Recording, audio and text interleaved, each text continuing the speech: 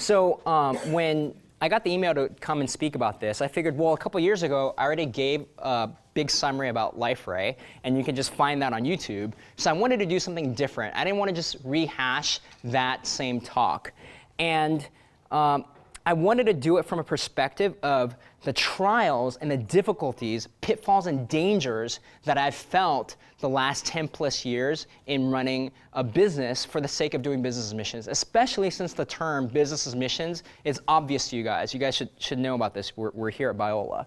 So I want to talk specifically about the things that I've had difficulty with. And it's going to sound like a confession list. So before I do that, though, I will define what I'm calling business as missions, because there's a lot of definitions out there. So one of the main things I want to point out is that when I talk about business missions, I'm talking about something that's self-funded, and the goal is for profit. Okay. So if your church is donating money for a business venture with no goal of making money on that, then I don't count that as a business mission. That's just a donation. It's really, there's a profit motive around it. And the aim really is to be self-funded. The other one is, I'm really aiming for something that's cross-cultural. Okay? So you can have a coffee shop here that does cross some boundaries. So I'm talking about like overseas as much as we can. And then the other thing I'm talking about is better access. So a lot of closed countries are closed to Christians and missionaries. So business as missions becomes a vehicle where you can go and run a business. I'm talking about those types of businesses. Okay. I'll share a little bit about my experience. I graduated from the University of Chicago in 2000. I worked out of my garage for about 4 years writing this piece of software. So my concise answer for what Liferay does is, if people want to build websites and they want to build it from scratch, it takes a lot of work. So what Liferay provides is a bunch of components, sort of like if you want to build furniture, you already have all your IKEA components. You just assemble it and build it as you see fit. So we save companies, large companies, lots of money.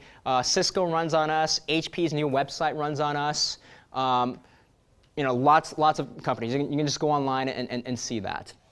I've been doing this, since 2004 as a company, and our ministry really exists in, we go to tough places. We go to places where Christianity isn't allowed. You can see it on our website. But at the same time, wherever we are in America or overseas, the aim is really, we're going to do the best job that we can. And from that, we witness to people at work and so forth. So it's pretty common stuff. I don't find it that interesting. So now, in my journey, I've met lots of BAMs out there.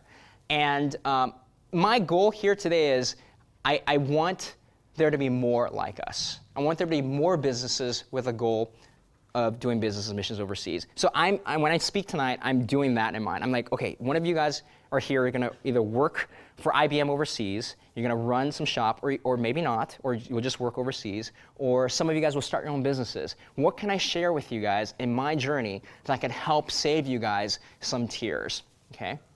So here's my list. The first one is, the biggest danger in doing business missions is lying. Okay? So what do I mean by lying? What I mean by lying is, and most of us grew up at church, know lying is not good, right? But we do that. How do we do that? I've seen missionaries do this a lot. They'll go to country X and they'll say, we're setting up a shop that does this. And the reality is, they don't do this. It's just a front. And why is that bad? What ends up happening is the locals realize, oh my gosh, they're supposed to be doing this business, but nothing happens with this. It's just a sign. And nobody comes in and out, and they get money somehow, and they're just kind of loitering, and they want to have a relationship with me, and they want to talk to me. And it's very bizarre. And I want you guys to not do that. And I actually got that from a professor's book here, The Great Commission Companies book. I mean, he drilled that into me, which is, don't be a faker. Whatever business you guys are involved in, be true to the business in saying what you are. Otherwise, you're just faking it, and that's really bad. That's a form of lying. Another form of lying that I want to talk about is bribery. It really is there, especially if you go overseas. I've done deals where We are obviously saving that institution money. We're obviously the best product. We're most qualified. And at the end of the deal, they slip you a piece of paper that says the amount that they want personally that's not, traceable. And what do you do in those situations? And I'm bringing that up, but that one's the easy one. I consider that easy because the answer is no, don't do that, right? Now, I want to talk about the tougher parts of lying. Here's what I mean. So what happens if you're crossing a border and the guard there wants money, right? And won't let you in unless you pay them money. And you've already driven 5 hours, blah, blah, all this stuff. And this is the only intersection that's late at night. And that guard probably doesn't get paid by the government. And there's a whole slew of issues. Do you consider that a tax? I've seen people do that. And I'm not here to give you guys exact details. I'm just saying that's something you're going to have to wrestle with. And in my experience, I've seen people whom I highly respect do things that you might consider wrong when you're in a bubble. But up front, on the field, things do get a little blurry. And I just want to bring that out. Here's another form of lying. This one scares me to pieces, right? I think of the church in Revelation, the church of Smyrna, right? They had a reputation for being alive, but they were dead. I always ask myself this when I pray, God, in my running of Liferay, in my very presence here, is this simply a reputation for doing this without there being any real meat to this? Will I, when I see you, hear you say, depart from me, I never knew you, you worker of evil. All you really did was love money and business, right? So that's the other extreme of being a faker, right? You're just using this as an excuse. I'm doing business missions. You're just using this as an excuse to do what you want to do. And that happens. I see it tormenting my heart. Every single thing there. I see myself faking it sometimes. I see myself loving it sometimes. I see myself lying when I shouldn't be lying. And I see myself not lying when I should be lying. Okay? I've seen myself do these things. So I just want to bring that up. That's something you need to deal with. Another one is, there's a book I read recently about what it's like to be a pastor's kid. And it was by Barnabas Piper. It was a really good book. And it got me on this track. And, PKs grow up and they're constantly under, a microscope. And I realize we are too, especially if you do business missions. Okay, I've gone to so many companies whom I've never met. Somehow word got out that we're a cult. Liferay, yeah, that we're a bunch of Christians. I had one guy say, so are you going to try to convert me now? I've heard all these things, and so people know we're Christians. So it's like driving with a big fish behind your car, right? So you have no idea. You get mad one day, you cut somebody off. You may not have purposely cut them off. You just didn't see the other person, and then you did it, right? Or you may have been mad. You may have been driving with your cell phone next to your neck like this, in the way you shouldn't be driving. You could be doing a slew of things. And I see that in my interactions with people who are not believers who know that we're Christians. It's something you have to deal with, you have to wrestle with. And I'm going to bring some illustrations for this. So what example do I feel most under the microscope for? So I'll give you one. And what I think many Christian business people fail in. Okay, it's in the area of pruning. So I'll give you an example. So this right here is, let me see if this works. Okay, perfect. So this right here is the 1890s Yosemite. Okay, so you see some trees there, etc. Not a big deal. Right next to it is 1960s. I'm going to go back and forth, okay? So if you don't notice, it's way denser, okay? Right? 1890s, 1960s, way denser. And that's good, right? So what happened in the 1890s? In the 1890s, our wildlife firefighter policy was, whenever there's a fire, we're going to suppress it. We're not going to allow fires, okay? Because you don't know what's going to happen if a fire goes, and then you might have thousands of acres that burn down. So as a result, humans stepped in, and now there's a lot more density of trees. That's a good thing, right? No, it's not a good thing. As a result of the fact that there were more trees and more dense trees, there were no new giant sequoias that were birthed. Okay? And whenever there was a fire that humans could not contain, now there were massive fires. So what they realized was that these sequoias, there's just Google wildlife, suppression of sequoias. What they realized was when a fire would happen, the dead trees the weak trees would die. They would then fertilize, and new trees would come up, and these new, stronger, big trees would come up. And to me, when I read that article, it popped at me. And what does that remind me of? John 15, right? I'm the vine, right? You're the branches, right? And the gardener, right, cuts off every branch that does not bear fruit, right? So that what? The branches that do bear fruit bear more fruit. So what's my point? Christians are the most compassionate and kind and gracious people. So when somebody at your job does not perform, you're kind and gracious. And kind and gracious. In a horrible way. I've seen that. I've seen myself not fire people I should have, and I dragged it on for years only to bite myself in the butt for not doing that. And I've seen myself fire people inappropriately because the way I work is whenever one way doesn't work, then I try the opposite way, and I usually have to keep doing that until I realize, okay, this is what I'm supposed to do, right? And I just want to bring that up because I think as Christians, we err on the side of compassion without realizing that the very compassion we give to people hurt them sometimes. And now when there was somebody I fired recently where they were happy about it, like a month later, because they actually did a different type of job, which was exactly what they wanted to do. They were much better at it. Another one is money. I really want to talk about that because businesses always deal with money unless you're in a barter system. So it's different from pastors that are famous or different from prosperity gospel teachers. Because if you think about it, when you see a prosperity gospel teacher, you know it's obviously wrong, right?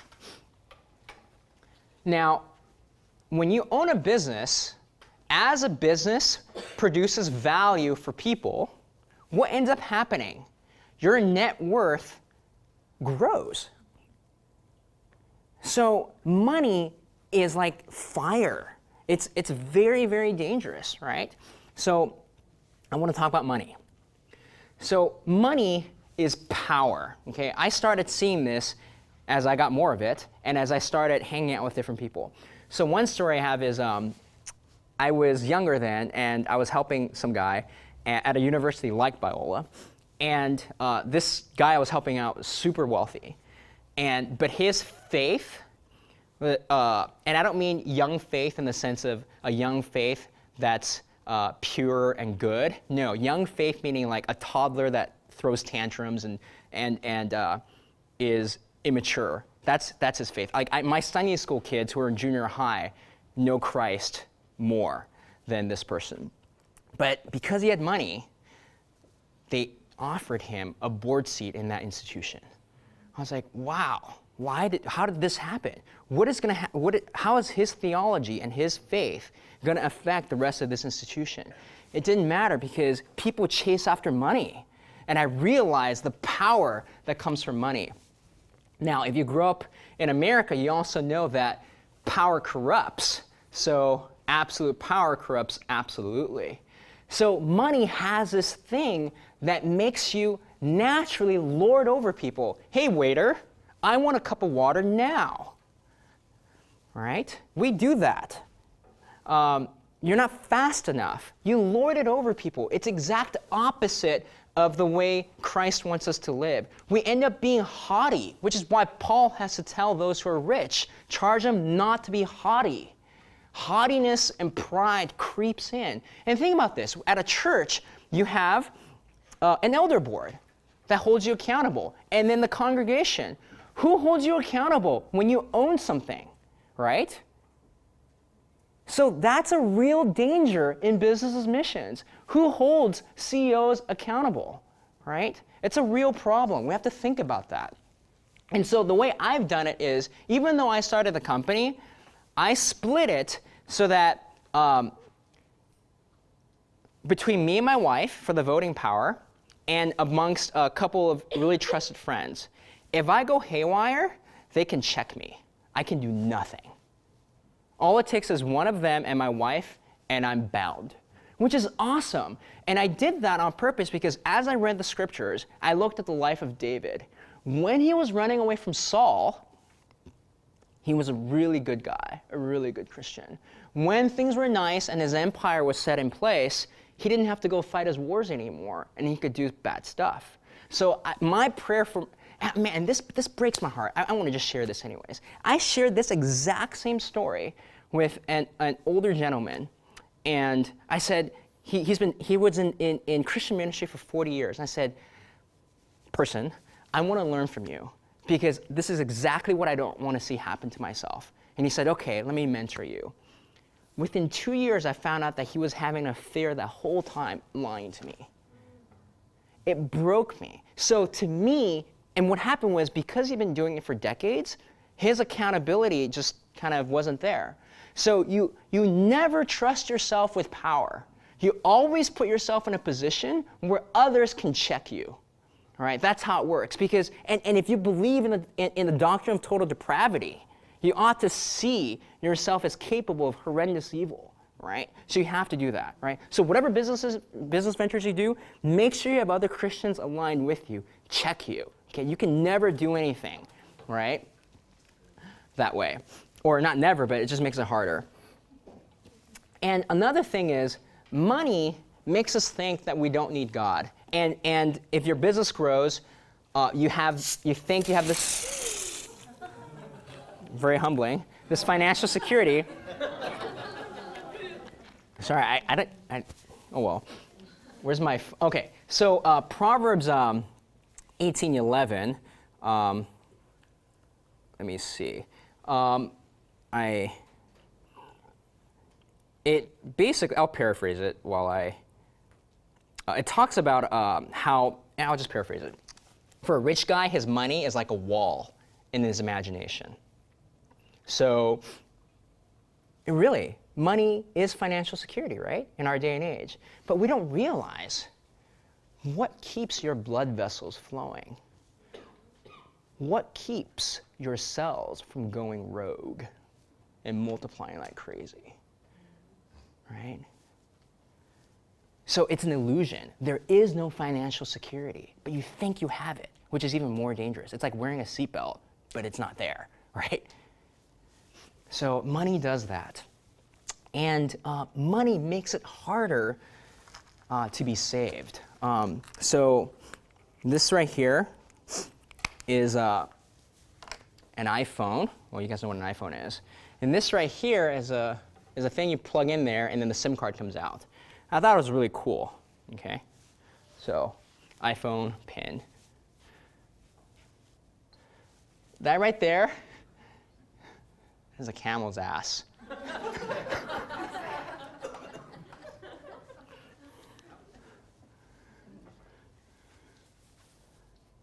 Yeah, it's not gonna fit, right? It's easier for a rich man, it's easier for a camel to go through an eye of a needle than for a rich man to enter the kingdom of heaven.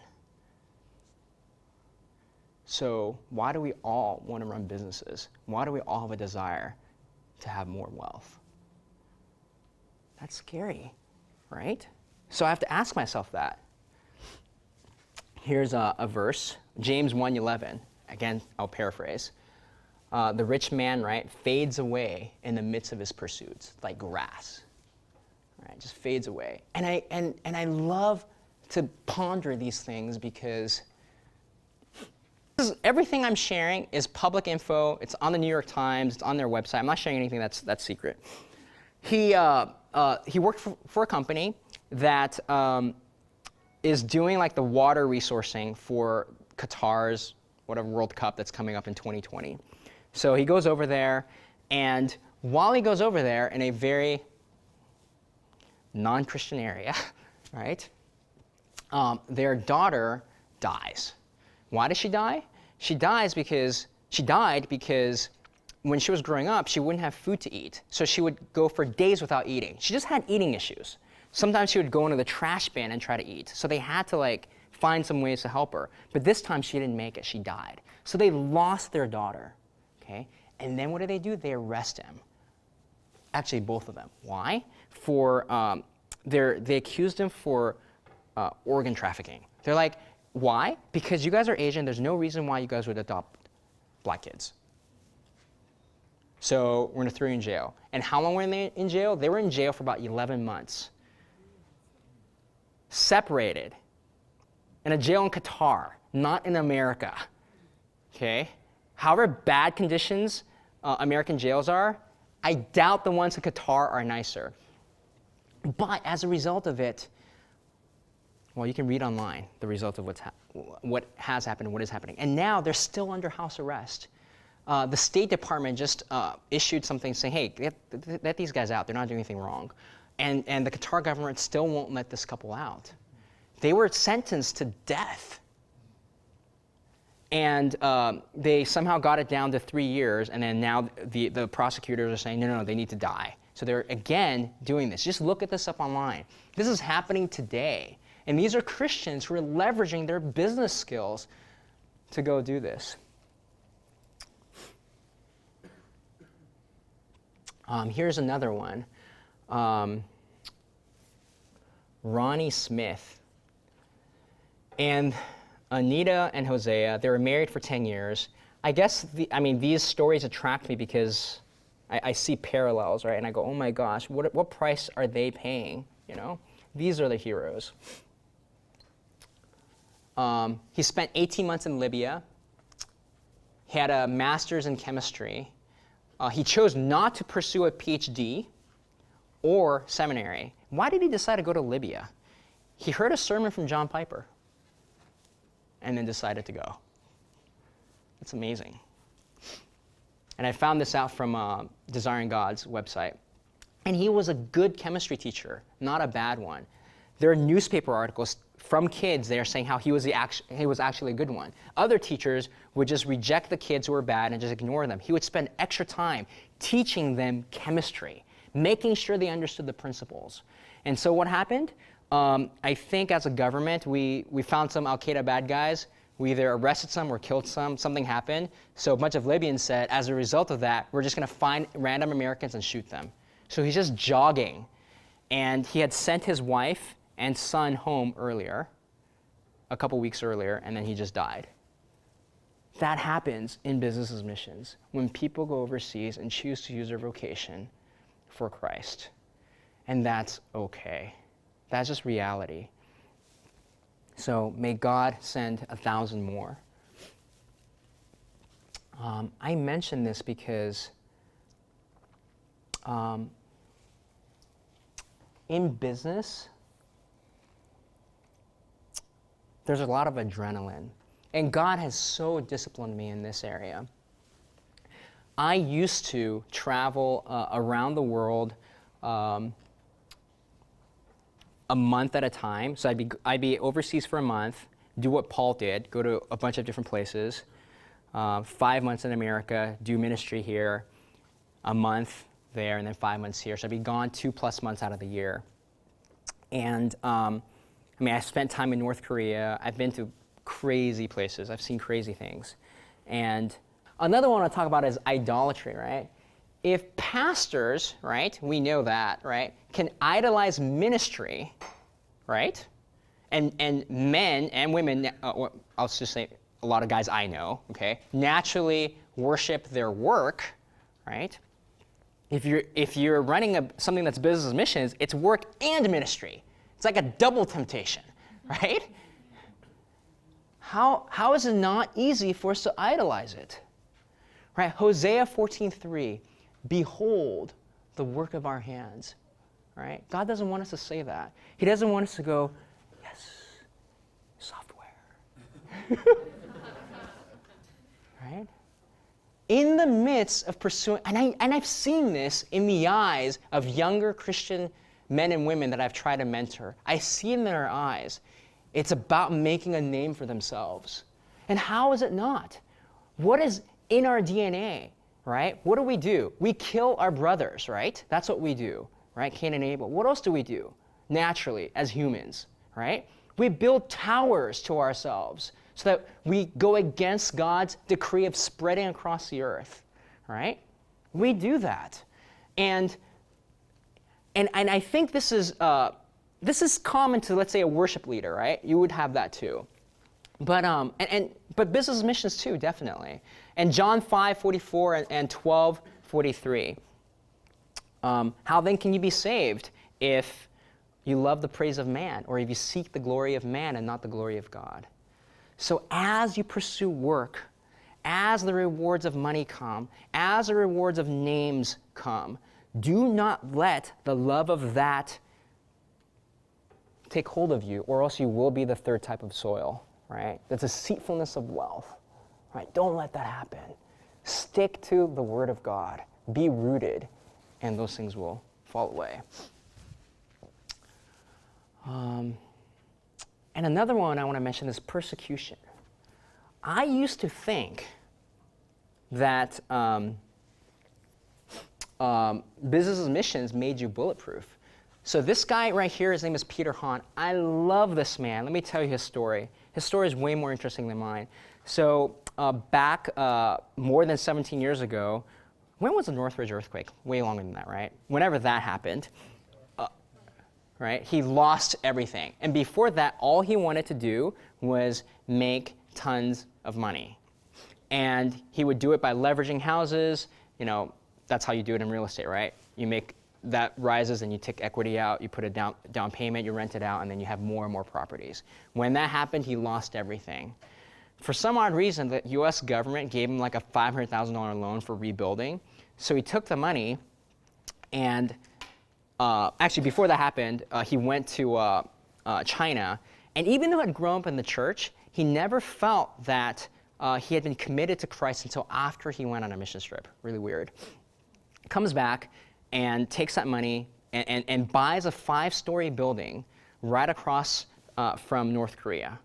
And for the last 17 years, he's done amazing things. I love this guy. Why do I love him? He feeds 22,000 people a day in North Korea.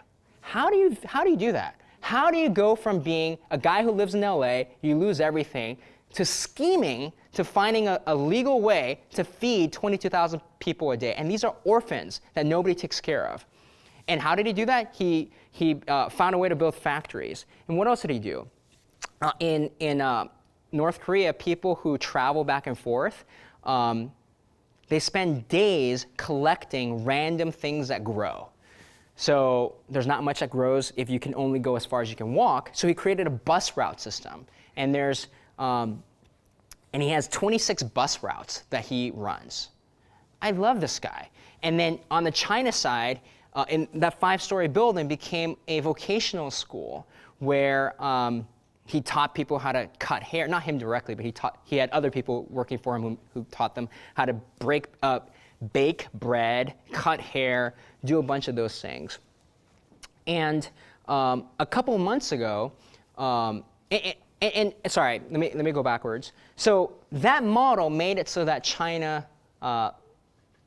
loved him. Okay, and so I used to say, take that model, go anywhere you want, and it makes sense because you're bringing in business, you're doing a legitimate business that provides value for the locals, and you're not breaking any laws. If they ask you, are you a Christian? Yeah, I'm a Christian.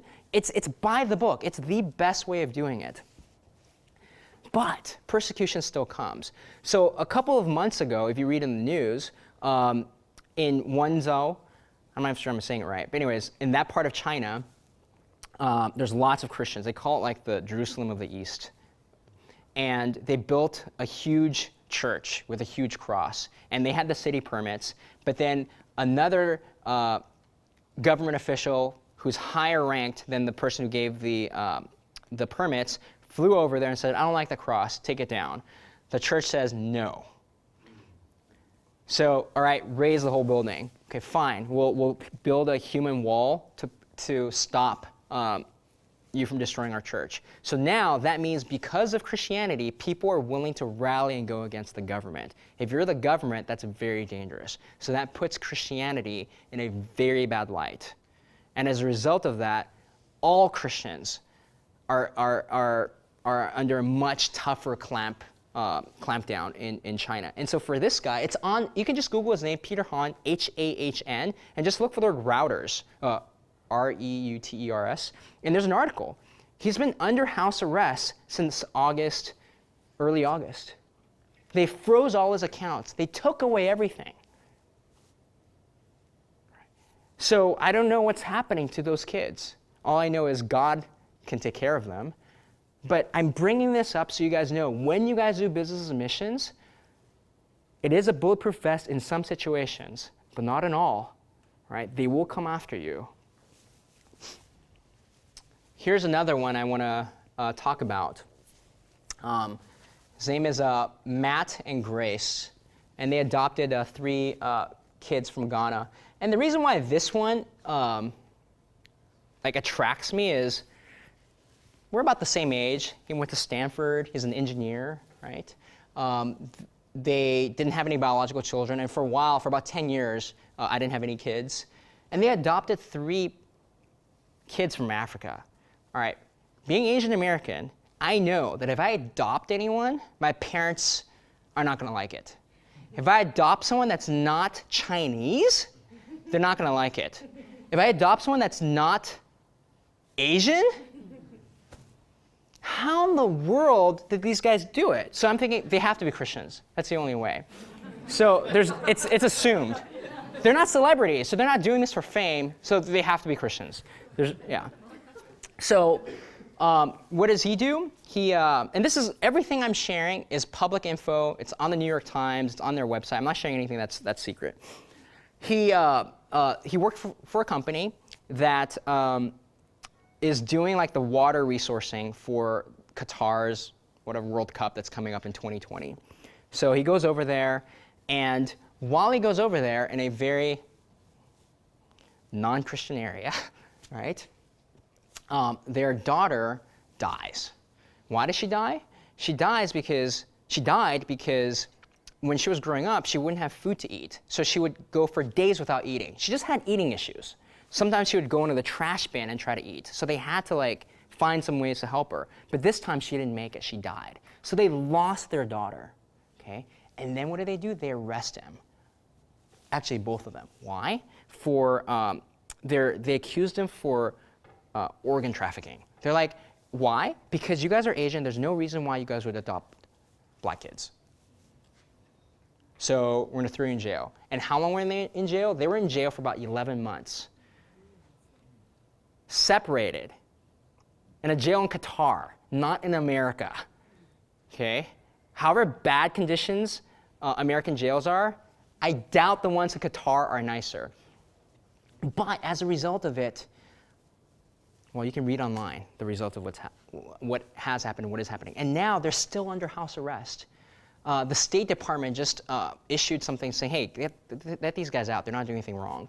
And the Qatar government still won't let this couple out. They were sentenced to death. And they somehow got it down to 3 years, and then now the prosecutors are saying, no, they need to die. So they're, again, doing this. Just look at this up online. This is happening today. And these are Christians who are leveraging their business skills to go do this. Here's another one. Ronnie Smith. And Anita and Hosea, they were married for 10 years. I guess, these stories attract me because I see parallels, right? And I go, oh my gosh, what price are they paying, you know? These are the heroes. He spent 18 months in Libya. He had a master's in chemistry. He chose not to pursue a PhD or seminary. Why did he decide to go to Libya? He heard a sermon from John Piper and then decided to go. It's amazing. And I found this out from Desiring God's website. And he was a good chemistry teacher, not a bad one. There are newspaper articles from kids there saying how he was actually a good one. Other teachers would just reject the kids who were bad and just ignore them. He would spend extra time teaching them chemistry, making sure they understood the principles. And so what happened? I think as a government, we found some Al-Qaeda bad guys. We either arrested some or killed some. Something happened. So a bunch of Libyans said, as a result of that, we're just going to find random Americans and shoot them. So he's just jogging. And he had sent his wife and son home earlier, a couple weeks earlier, and then he just died. That happens in business as missions when people go overseas and choose to use their vocation for Christ. And that's okay. That's just reality. So may God send 1,000 more. I mention this because in business, there's a lot of adrenaline. And God has so disciplined me in this area. I used to travel around the world a month at a time. So I'd be overseas for a month, do what Paul did, go to a bunch of different places, 5 months in America, do ministry here, a month there, and then 5 months here. So I'd be gone 2+ months out of the year. And I spent time in North Korea. I've been to crazy places. I've seen crazy things. And I've gotten to do lots of ministry as a result. And that ministry is flourishing now, even though I don't get to go. So what happened? About 2 years ago, I finally had a kid, and I had twins. And one of them is a special needs kid, is on a ventilator, can't walk, talk, just a handful. Biola is about as far as I can go. And so thank you, Biola. And this is pretty much all I get to do nowadays. And I'm just stuck. I'm grounded. It's divine. You're going nowhere, Brian. Yet at the same time, while my general has told me that I am confined to Diamond Bar and a few square miles past it, business missions through Liferay is growing. There's so much stuff that's happening. But I don't get to see any of it. And you know what's happened as a result? My prayer and my care for those things diminished over time. It takes more discipline. It's sort of like dating a girl long distance. Out of sight, out of mind. Ooh, right? That's how it works. Now, why is that important? Because when people go on short-term mission trips, when people do business as missions, how do you know whether you just love the excitement of traveling or whether you really love the gospel and people, right? And I thank God he loves me as a son to teach me and say, Brian, if you love me, you will pray for business as missions while I ground you. And I will ground you till I see fit. And whether it's for the rest of my life or for a short period of time, he can do as he sees fit. He's the general, right? The captain, the king. And I have a friend. He lives in the East Coast. I've known him for years. Christian guy, and he left his wife out of the blue with no reason, and now all he wants to do is travel around the world and get his high that way. And business as missions can be that. So let's work in such a way where Jesus won't say, depart from me, I never knew you. Don't let the adrenaline and the excitement of starting a business, woo, making money, traveling, kill your soul. And I love this because when Jesus said to Peter, do you love me? I see Jesus asking me that. Why? Because my sin is always before me.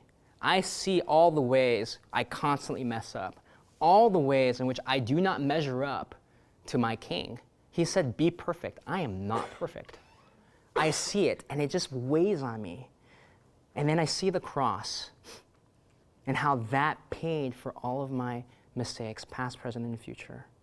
And I see Jesus asking me in the same way he asked Peter, who was no longer willing to say, I can do anything, Jesus. I will never deny you, right?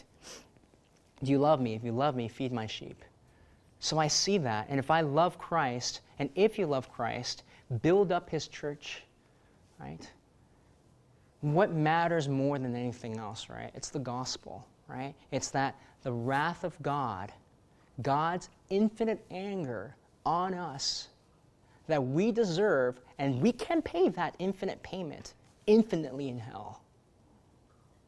Or Christ paid that for us, and his alien righteousness is imputed on us so that we are clean and God's wrath is satisfied and we are called his children.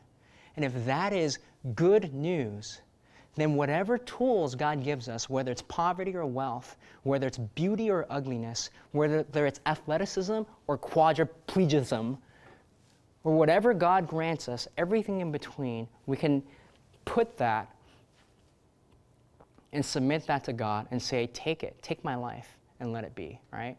And take it, use it as you see fit.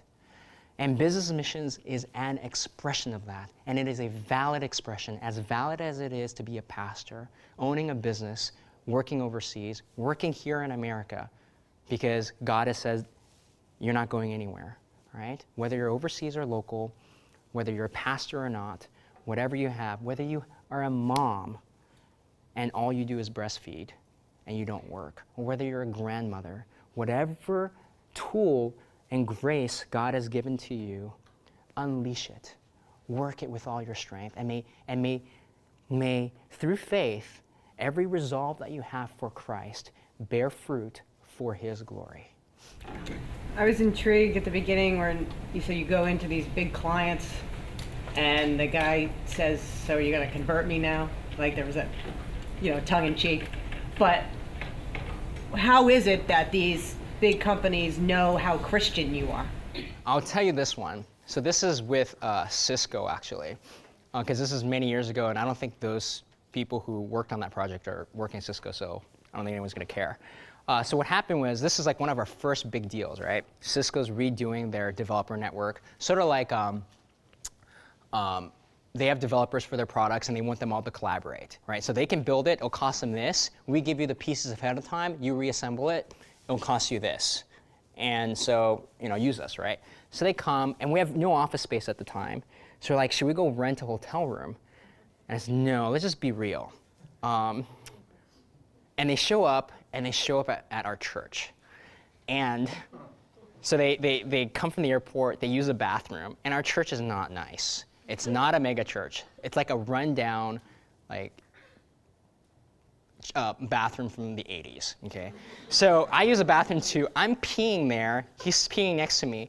He's just staring straight at the wall. He's so scared. And he told me later that at that point, they were there. They're thinking, what are we doing here? So we go upstairs to our youth room. It's, if you stepped on it, dust would come up like a mushroom cloud. It was so nasty at the time. We just put up a bunch of tables and so forth. And a non-Christian who worked at Liferay, who still works there, was with us too. And he was willing to just hack it. And then our client's there. And we're just telling them, look, this is what you want, and we can get you from point A to point B fastest. And here's why we can do it best. Here's our code, blah, blah, all that stuff. And they had talked to other clients, but they realized that when they had talked to other people in nice rooms, those people didn't know what they were talking about. And we did. We do. So they gave us the project. So obviously when that happens, they tell their friends who tell their friends, and then crazy stories come up, right? So, yeah, we just try to be real. We don't hide it. And I want to share one other thing is, I had made friends with a bunch of Spaniards, and I'm very good friends with them. And the first time I flew out to Spain, I said, okay, I want them to know, because if I say I'm just a Christian, they're going to think that I'm a Christian the way they are Catholic. Right? I don't want them to think that. So they asked me, so Brian, what's your religion, or what do you guys believe? And I said, I believe that Jesus Christ died and literally rose again from the dead. I just said that. And they did not know how to react. their jaws just dropped. They're like, okay, next question. But it was okay. Why? Because we were crossing cultures. So I couldn't even do that with an American. If I did that with an American, they'd think I was crazy. If I did that with a foreigner, they would just think, oh, you're just an American, right? I'm serious. That's why cross-cultural ministry it's awesome, because you get to break certain cultural norms. And 10 plus years later, we're still working together. Why? Because at work, we deal with zeros and ones, truth and false, true and false.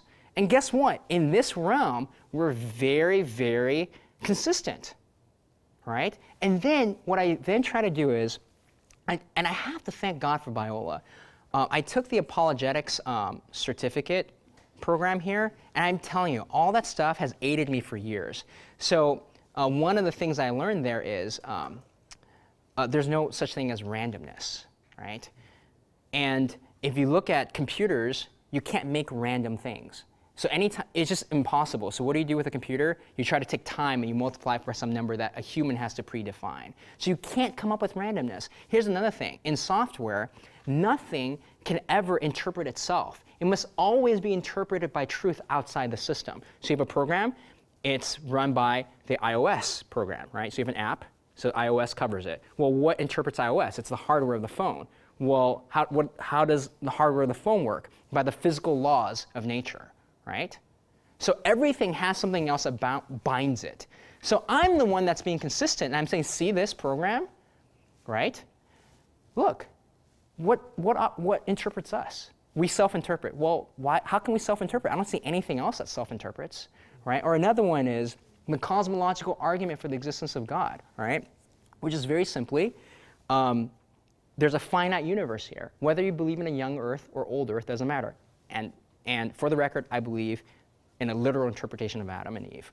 Okay, so there's a finite number, and if there's a finite number, then that means there had to be a beginning. And if you're a CS major, that's like a recursive algorithm. You have to have a beginning of a recursion. So all these things are right there. God has made himself plainly clear in creation. They know God exists. So all I have to do is witness, testify. Brian, I can see your conviction in the gospel, but how do you use your business as a vehicle to bring the gospel and how do you maintain that kind of quality of service in the ways of the Spirit? So if you were to, the gospel transfers by word of mouth or by letters, but actual characters, right? It's knowledge and information that comes up, and it's beautified by human behavior, right? So we told one of our friends, hey, you got to move to that country. It makes sense from a business perspective. I don't see Christians there. Go. He's like, okay, we're there. That's basically it. Just go, make yourself available, just go. And it's kind of interesting because if you think about it, God doesn't really give us, I love the whole Nike just do it mentality.